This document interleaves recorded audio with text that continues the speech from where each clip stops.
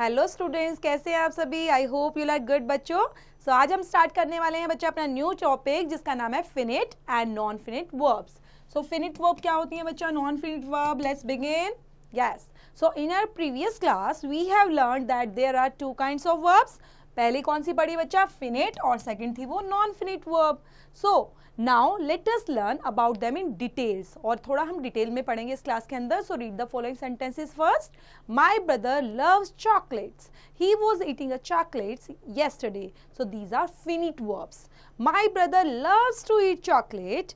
His hobbies are eating and playing. So these are non-finite verbs. So इनके अंदर difference कैसे पता चलेगा बच्चा कि ये फिनिट वर्ब में आएगा या फिर नॉन फिनिट वर्ब में आएगा? वैसे तो आपने प्रीवियस क्लासेस में पढ़ा है, थोड़ा डिटेल के अंदर इसमें पढ़ेंगे डिफरेंशिएट करते हुए, differentiate between finite and non finite verbs के अंदर।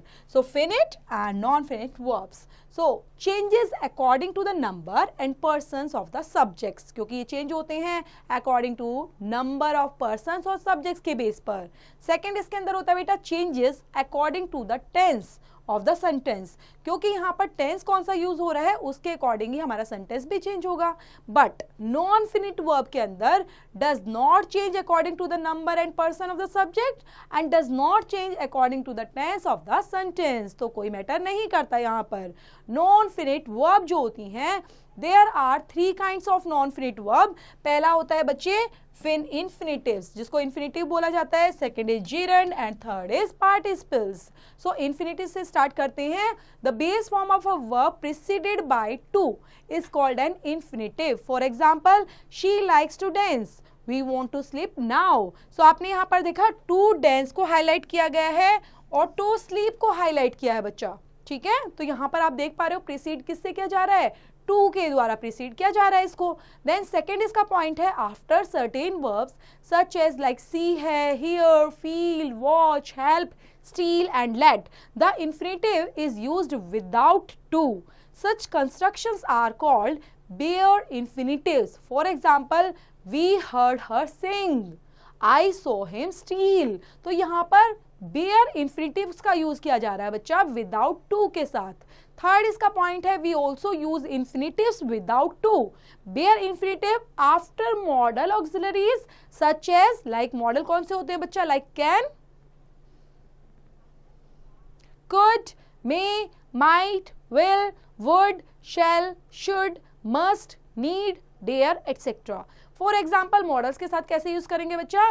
You must speak the truth. Now you need not go. He must stay here. I can help you. Next point है बच्चा after some preposition such as except, but, save and then.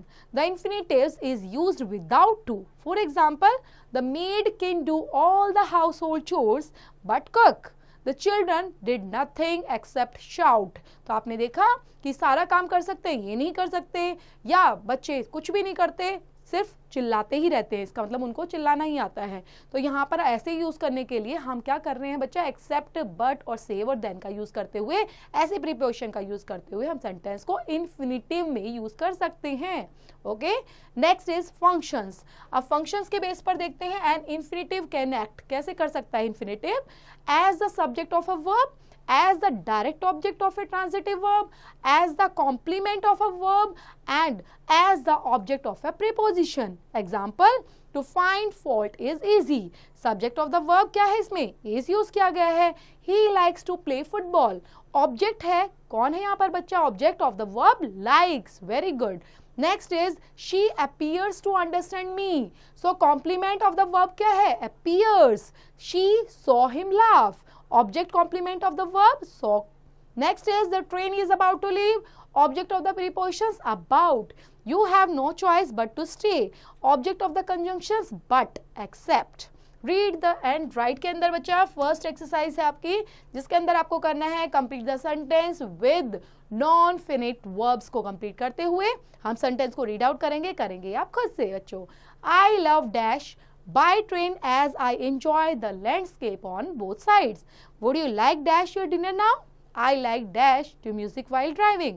Dash by the accident, my mother refused to board any bus for the next 2 months. Dash raw radish is very healthy. He always likes dash the needy. Dash the door open, I went inside. They got the roof dash as it was leaking. Next बच्चा हम जीरेंट के बारे में read out करेंगे, समझेंगे जीरेंट क्या होता है। जैसे हमने फिनिट और नॉन फिनिट के बारे में पढ़ा, जीरेंट भी काफी इंपॉर्टेंट है जो सेंटेंस मेकिंग में भी हेल्प करता है। यस, द आईएनजी जो फॉर्म होती है बच्चा, वर्ब के अंदर आईएनजी सुना आपने, जैसे सी सीइंग होता है आईएनजी लगाने के बाद, आस्क आस्किंग हो जाता है। Okay, so ING of a verb जो परफॉर्म करती है नाउन की तरह इज कॉल्ड अ जीरेंट, क्योंकि नाउन की तरह परफॉर्म करने वाली ऐसी वर्ब बच्चा जिसके अंदर आईएनजी यूज होता है, दिस इज कॉल्ड जीरेंट। लाइक यहाँ पर एग्जांपल, वी इंजॉय प्लेइंग, सो यहाँ पर जो प्लेइंग वर्ड है वो जीरेंट है बच्चा। Swimming is my hobby, swimming is here gerund also. Next है बच्चा फंक्शंस। अब जो जीरेंट है वो फंक्शंस कैसे करते हैं। A gerund always function as a noun in a sentence. It can be the subject of a verb, direct object of a verb, a complement of a verb और a object of a preposition के base पर।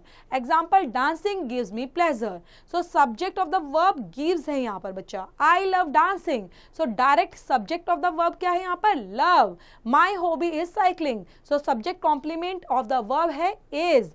I think of quitting, object of the preposition of. The infinitive and the gerund, जिसमें comparison करना सिखा रहे हैं बच्चे आपको कि आप कंपैरिजन कैसे कर सकते हो टू लगाकर या आईएनजी फॉर्म लगाते हुए।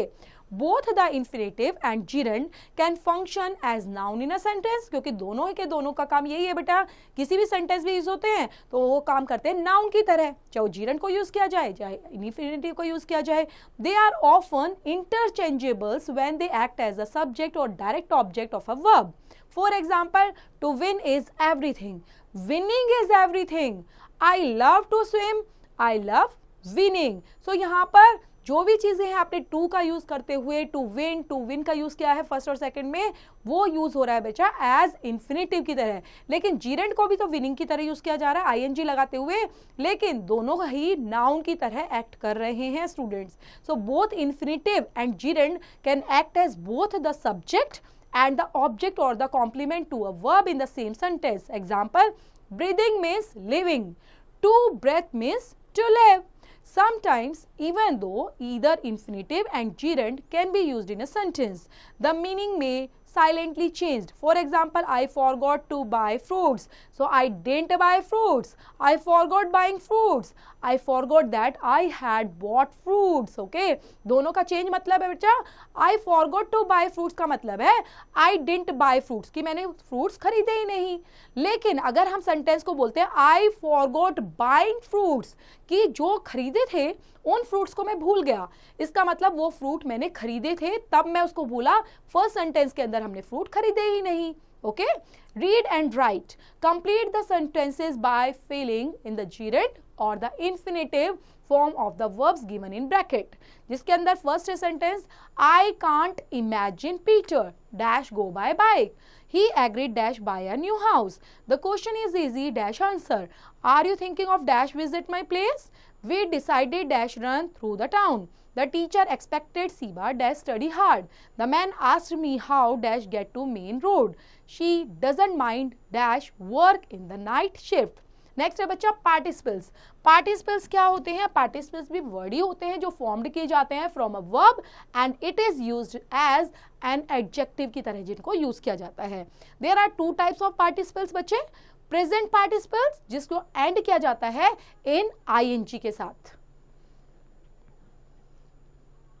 पास्ट पार्टिसिपल यूजुअली एंड होते हैं बच्चा डी से, ईडी, टी, ईएन और एन, जिसका एंडिंग लेटर्स यही होते हैं। द प्रेजेंट पार्टिसिपल के बारे में पढ़ते हैं बच्चा, जिसमें आईएनजी का यूज किया जाता है। It is the ING form of a verb which is used to form continuous and perfect continuous tenses के अंदर यूज होता है। It can also be used as an adjective की तरह, like barking dog seldom bite, ये adjective है बच्चा। Barking, जो बार्किंग वर्ड है वो एज एडजेक्टिव यूज हुआ है क्योंकि क्योंकि डॉग्स क्या करते हैं, बार्क करते हैं, वो उनकी विशेषता है, एडजेक्टिव्स है। The dog is barking, so present continuous tense में यूज किया जा रहा है कि अभी डॉग बार्क कर रहा है। नेक्स्ट है फंक्शंस। अब फंक्शंस में जो फर्स्ट पॉइंट है बच्चा, the present participle is used to form continuous tense and as an adjective as shown in the above sentences. First, second, the present participles के अंदर can be used as the subject or the object complement of a verb. Example, this game is interesting. So subject complement of the verb क्या है बच्चा, is. I could hear you singing. So object complement of the verb क्या है, hear, सुनना. Third point के अंदर the present participles is used in participles phrases. जो हमारी पार्टिसिपल फ्रेजेस होती हैं उनको शो करने के लिए, उनका सक्सेशन, जो इवेंट का क्या सक्सेशन है, इवेंट कैसे आगे बढ़ रहा है, उसको दिखाने के लिए हम प्रेजेंट पार्टिसिपल्स का यूज किया जाता है, उन फ्रेजेस का यूज करते हैं। एज कैसे कर सकते हैं हम, नोट को पहले पढ़ते हैं फिर देखते हैं। When a sentence begins with a participle phrases, a comma should be placed after the phrase. क्योंकि कोमा लगाना काफी नेसेसरी होता है, नहीं तो आप पकड़ ही नहीं पाएंगे कि कहाँ पर सेंटेंस हमारा फ्रेजेस में चला गया, तो इसलिए कोमा को वहां पर होना चाहिए। नेक्स्ट पॉइंट है बच्चा, जो पार्टिसिपल फ्रेजेस होती हैं are use to show cause and effect. वो क्या यूज करती हैं, कोई भी कारण, कॉज क्या होता है, कोई रीजन, कारण, और उसका इफेक्ट क्या है, उसका प्रभाव क्या पड़ रहा है, उसके अंदर यूज किया जाता है, उसको शो करती हैं वो सेंटेंस के अंदर। लाइक बीइंग टायर्ड, अब कोमा यूज किया गया बच्चा, बीइंग टायर्ड, थकान होने की वजह से। आई ले टू टेक सम रेस्ट, तो मुझे कुछ रेस्ट लेना है। ओके, तो यहाँ पर हमने क्या किया, इसको सेपरेट किया with the help of comma, और आगे हमने रीजन बताया, क्योंकि थकान है इसलिए वो आगे नहीं काम कर सकता ना, इसलिए उसको रेस्ट भी करना है, तो रीजन है साथ में। Second sentence, hearing the noise, noise सुनकर, शोर सुनकर, क्या हुआ आगे, कोमा से हमने सेपरेट किया। He looked through the window, फिर उसने क्या किया, विंडो से झांका, देखा। Next is the participle phrases are used in place of relative clauses. For example, who is the man talking to your mother, ये कौन है जो आपकी मम्मी से बात कर रहा है। सो पार्टिसिपल फ्रेजेस के अंदर ये यूज कैसे किया गया, रिलेट करके, ठीक है, in the place of relative clauses की तरह है।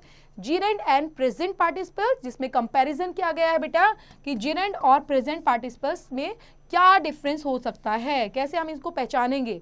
सो although both are exactly alike in form, आपको थोड़ा थोड़ा अलग ही पता चल जा रहा है कि जो जीरेंड है वो लाइक एंड नाउन की तरह यूज किए होते हैं, जबकि प्रेजेंट पार्टिसिपल्स वो एक्ट करते हैं एडजेक्टिव की तरह।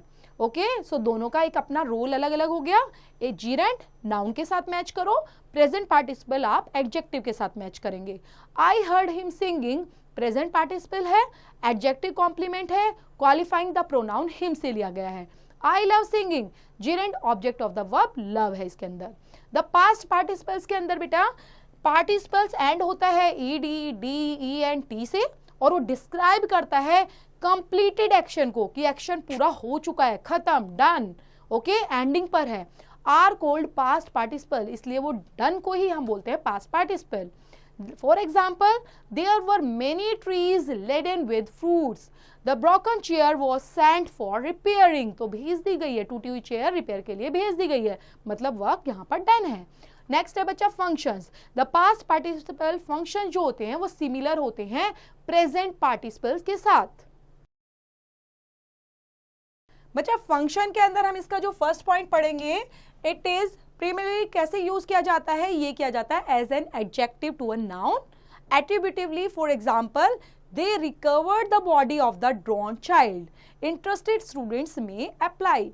Second point is it can be used, कैसे कर सकते हैं इसको यूज्ड, एज द सब्जेक्ट और ऑब्जेक्ट कॉम्प्लीमेंट के साथ। वर्ब का कोई भी बच्चा ऑब्जेक्ट कॉम्प्लीमेंट हो सकता है, सब्जेक्ट हो सकता है, तो उसकी तरह हम यूज कर सकते हैं। For example, I want the work done now, so object complement क्या है यहाँ पर वर्ब का, want. The boy seems interested, so subject complement of the verb क्या है इसके अंदर, seems. Note that the meaning is completely changed if we use present participle in place of past participle. Note के अंदर देख लेते हैं बेटा, इसके अंदर द जो हमारा परफेक्ट पार्टिसिपल होता है इस कॉम्बिनेशन होता है प्रेजेंट पार्टिसिपल, जिसके अंदर हैविंग यूज करते हैं, और पास्ट पार्टिसिपल्स का। For example, having finished the work the servant went home. Read and right के अंदर बच्चा कुछ एक्सरसाइज है हमारी सी पार्ट में। सो कंप्लीट करने हैं आपको sentences with the correct participle form of the verb given in the brackets में दिए गए हैं इस बॉक्स के अंदर स्टार्टिंग में। जैसे यहाँ पे इंटरेस्ट वर्ड मिल गया आपको, शॉक है, fry, excite, horrify, wound, bore, broke, tire, haunt. First sentence is, the boy sat on a dash chair by mistake. Some people in the village said that it was a dash house. Grandma told us and dash story. He took the dash man to the hospital. We were dash when we heard the dash news. Rohit found his job dash. He wanted to do something more dash. He went for a really long walk. It was very dash. Dash potatoes are tasty to eat. Next exercise है बच्चा जिसमें आपने करना है ING को add और ED को add to the verb given in the bracket and complete करने हैं sentences. Also write whether the word is a verb और अ पार्टिसिपल, और ये भी लिखना है कि जो वर्ड है वो क्या है एग्जैक्टली, वो वर्ब है या पार्टिसिपल है, एडजेक्टिव है या फिर वो कोई और पार्ट है आपका सेंटेंस के अंदर, और same in each sentences. Like यहाँ पर first example, the women pounded the spices to add the curry. Pound word क्या है बच्चा, यहाँ पर एज अ वर्ब यूज किया गया है और हमने पास्ट पार्टिसिपल का यूज किया गया है यहाँ पर pounded. The pounding noise made me crazing, तो यहाँ पर पार्टिसिपल जो पाउंडिंग यूज किया गया है वो एज अ प्रिंसिपल यूज किया गया है, एज अ पार्टिसिपल्स का यूज किया गया है। Second sentence is, I was dash when father bot me tickets for the T20 cricket match. यहाँ पर एक्साइट लगाते हुए आप इसको यूज करेंगे स्टूडेंट खुद से। The match proved very dash. Do you easily get dash embarrassed? It was dash for me to borrow money from my teacher. I liked the dash chair more than his ones with a wood finish a paint. Dash, a competition is being held at my school. After the exam, I had quit dash days relax के साथ. My feel a dash atmosphere at home. She put the dash pan on the stove to make samosa dash fry के साथ. She likes dash samosa for breakfast. He was quite dash after a long walk, exhaust. The teaching job is quite dash for him. Next exercise है बच्चा ई के अंदर जिसमें आपने करना है इन सेंटेंसों को combining pair of sentences using infinitives को करते हुए। रीड आउट करते हैं। First is, she has gone to Mumbai, she would attend a meeting there. He has 3 children, he must look after them. They go to the mall, they buy things for their family there. Kavita speaks fast, she cannot be understand. This knife is very sharp, it can cut anything. She speaks the truth, she is not afraid of it. The man came to the bank, he would withdraw money from his account. तो इस तरह से बच्चा ये chapter हमारा यहीं पर finish होता है।